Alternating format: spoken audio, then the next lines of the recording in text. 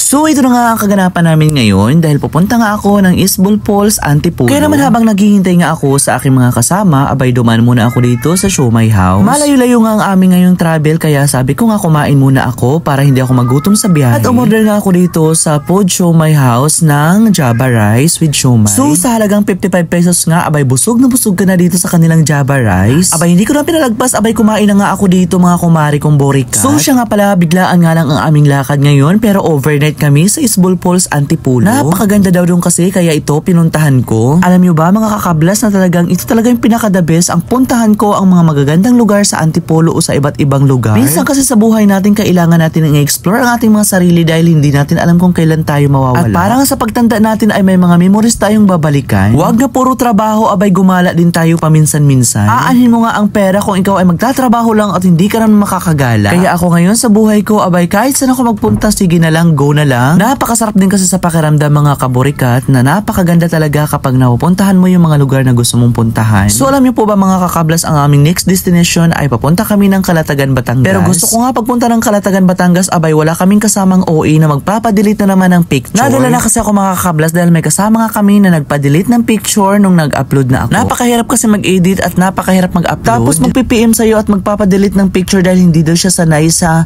social media. Aray ko po. Hanggang dito na nga lang ang ating vlog. Thank you for watching!